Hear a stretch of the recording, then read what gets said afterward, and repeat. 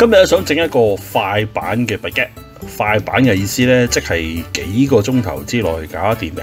正常一般 baguette咧就需要 overnight 嘅，咁但係呢一個咧快好多啊！用嘅材料都係相當之簡單嘅，300 gram 嘅高筋麵粉啦，4 gram 即係大約係1茶羹嘅鹽，就5 gram 大約1茶羹嘅 yeast。我呢個包啊諗住做75% hydration， 咁所以咧呢度咧就有300 gram 麵粉啊，所以呢度225 gram 水，溝晒落去，混到勻佢。咁用過呢啲咁樣嘅 scraper 刮晒啲麵粉出嚟啦，別個邊嗰啲。咁最重要係所有嘅麵粉都啲乾嘅 ingredient 都係濕到水咁就得㗎啦。咁做沙兜嗰個做法咧，用沙兜 starter 啦，佢個反應係慢好多嘅，咁所以咧要嘅時間會長好多。咁我而家用咗啲係 active dry yeast 啊嘛，所以咧快好多。咁你見到咧我頭先將啲 yeast 就咁倒埋落去一齊溝。咁啊，因為咧我琴日都用過，咁我擺咗雪櫃，咁所以我好肯定啲 yeast 咧係 work。咁如果你嗰啲 yeast 唔係好肯定嘅，你唔好倒晒落去住喎，你就最好將啲水，即係頭先嗰225 gram 水同啲 yeast 混和咗先。咁你擺10分8分鐘，你見到佢起泡咧，咁即係啲 yeast 係生嘅咧先倒落去。如果唔係倒落去之後咧，叫我個包發霉嘅，咁就冇意思啊。咁我第一樣我好肯定啲 yeast work，咁所以我就冇做呢個步驟啦，就咁倒埋落去，一次過就開咗佢啦。OK， 咁就撈勻晒啦，冚住佢15分鐘，15分鐘後翻嚟做 shred and fold， 15分鐘啦，同我做沙兜都有幾相似嘅，只不過咧嗰個 shred and fold 個 time interval 咧，即係個相間相隔嘅時間咧，我就會縮短嘅，因為佢 yeast 反應快好多。咁一樣啦，整濕晒啲 scrapers 啦。整濕對手啦，咁呢個時候乘機咧就 make sure 啲粉咧係全部係 integrate 得好啲啦。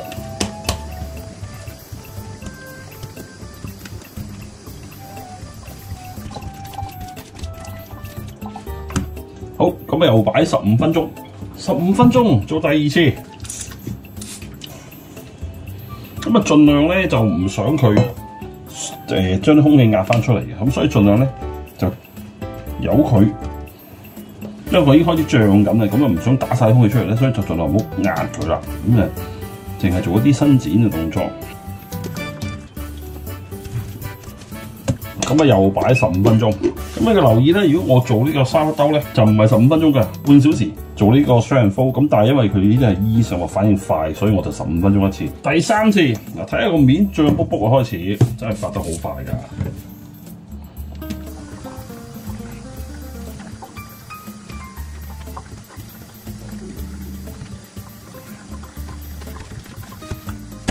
又係15分鐘翻嚟，咁又過咗15分鐘啦。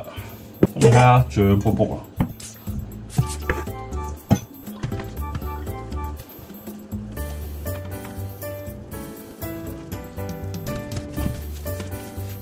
咁前後做咗4次嘅 shred and fold 咧，咁應該差不多㗎啦。跟住再擺咗佢大約40分鐘到或者1個鐘到，咁直至到佢係即係脹到同佢 original 嘅 size 2倍咧，咁就 OK 嘅。個第一次發酵就 OK 㗎啦。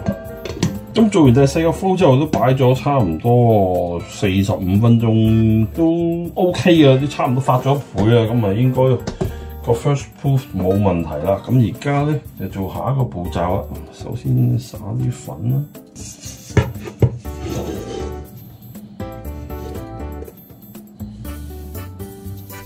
咁呢度咧就做2個嘅，咁所以咧就將佢1分為2，咁啊 waffle 啦，唔使話太好準嘅。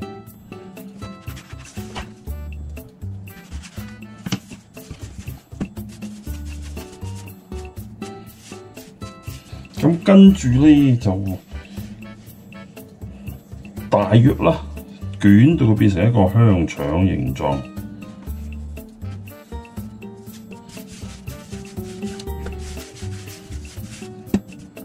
咁我俾佢透先。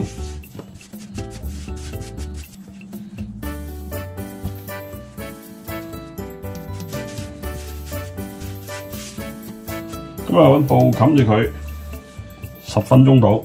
rest 咗10分鐘之後，咁啊開始將佢成型啦。我以前嘅做法咧，就用呢個 baguette 嘅盤，就將佢就咁擺落去個 baguette 盤度咧，就做 second proof 嘅。咁但係因為呢個盤用耐咗之後咧，開始黐底嘅。咁啊而家咧，我穩陣呢件咧就擺兩張parchment paper 落去。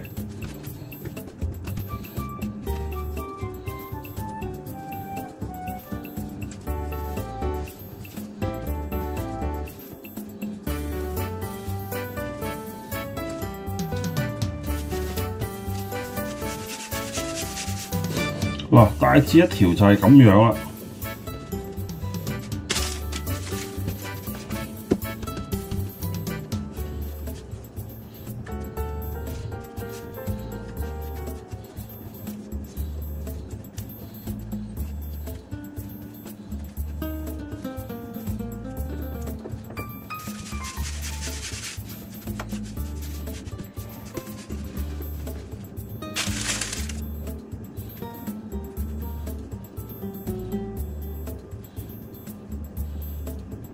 咁咧跟住咧冚住佢，預計我要擺佢，我估40分鐘到啦，因為頭先都頭尾都10幾分鐘，擺咗30至40分鐘到，應該可以入焗爐啦。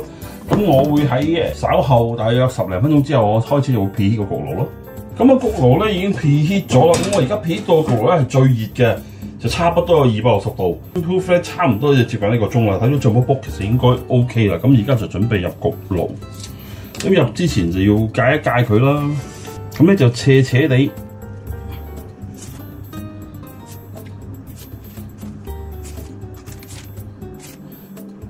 咁就另外再將佢轉落去一塊披薩鏟上面，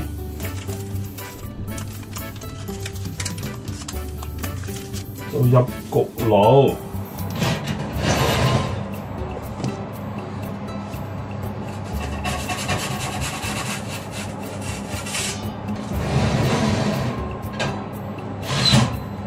加啲熱水，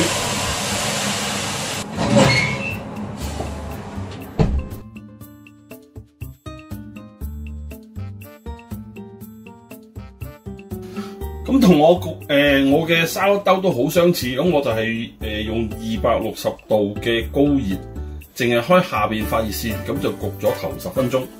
咁跟住之後咧，我就會轉翻做 fan mode，去翻210度左緊。焗多佢20分鐘到 OK 嘅啦，不過但係因為我會中間會轉一轉佢啦，咁所以我10分鐘就翻嚟就轉一轉佢。咁啊為咗 make sure 啲包燒得均勻咧，就轉一轉身嗰張佢。咁啊跟住再 last 10分鐘，夠鐘啦。相當靚仔噃，咁而家就好熱啦，基本嘢啦，攤佢先。好啦，個 baguette 攤凍咗，咁啊當然要切開嚟睇睇啦。聽啲聲好正喎，中間都好 soft，